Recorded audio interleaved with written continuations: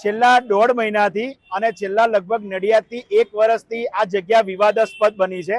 અહીંયા કાંસને સાફ કરવાની બહાને આ લોકોની દુકાન તોડી નાખવામાં આવી। છેલ્લા 1.5 મહિનાથી આ જ પરિસ્થિતિ છે।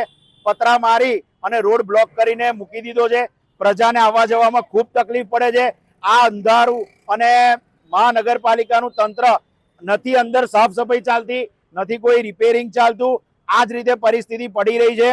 અને હાલમાં અત્યારે પ્રજાને એટલી બધી તકલીફ પડે છે, રોડ રસ્તા તૂટેલા જોવા મળે છે, ચારે બાજુ ગંદકી દેખાય છે।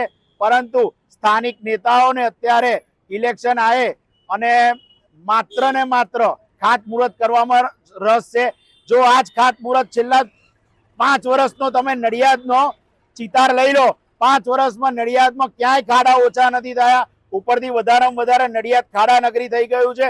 પરંતુ નેતાઓ સ્ટેજ ઉપરથી પોતાનો વાણીનો બેફામ વાણી વિલાસ કરી રહ્યા છે। વિકાસ કરવાની જગ્યાએ માત્ર ને માત્ર વાણી વિલાસ કરી રહ્યા છે। જો વિકાસ કરવો હોય તો પ્રજાને સાથે રાખવી પડે, પ્રજાલક્ષી કામ કરવા પડે। માત્ર ને માત્ર ઇલેક્શનને અનુલક્ષીને આખા નડિયાદની અંદર વિકાસના કામો કરવાના બહાના ઉપર અને એક પ્રચાર શરૂ કરી દેવામાં આવ્યો છે।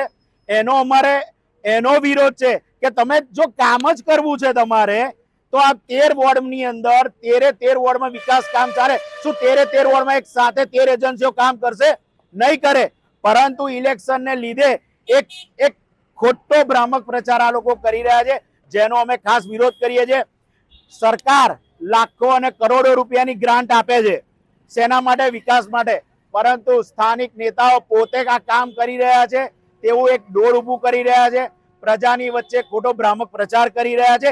ગ્રાન્ટ સરકાર આપે છે, સરકાર ધારાસભ્ય કોઈ પણ પક્ષનો હશે, મહાનગરપાલિકામાં સત્તા કોઈ પણ પક્ષની હશે, પરંતુ મુખ્યમંત્રીની ગ્રાન્ટ આવશે, શહેરી વિકાસ યોજનાની ગ્રાન્ટ આવશે, મહાનગરપાલિકાની પણ ગ્રાન્ટ આવશે। ગઈ સાલ એટલે વર્ષ 2025માં મહાનગરપાલિકા થતા આજ કાંસ માટે 15 કરોડ રૂપિયા ફાળવ્યા છે। હું પ્રજાને પૂછું છું કે જો 15 કરોડ રૂપિયા ફાળવ્યા હોય તો આજે પરિસ્થિતિ હોય? આ માત્ર ને માત્ર આપણે ટેક્સ ભરીએ છીએ, આપણને હેરાન કરવા માટે આ બધું ઊભું કરવામાં આવ્યું છે। પ્રજા, ઇલેક્શન આવી રહ્યું છે, બદલાવ આપજો। અમે ચોક્કસ નડિયાદનો 2.5 વર્ષની અંદર વિકાસ બતાવીશું કે વિકાસ શું કહેવાય। આ જ પ્રકારની તમામ અપડેટ જોવા માટે ન્યૂઝરૂમ ગુજરાતને લાઇક, શેર અને સબસ્ક્રાઇબ કરવાનું ભૂલતા નહીં।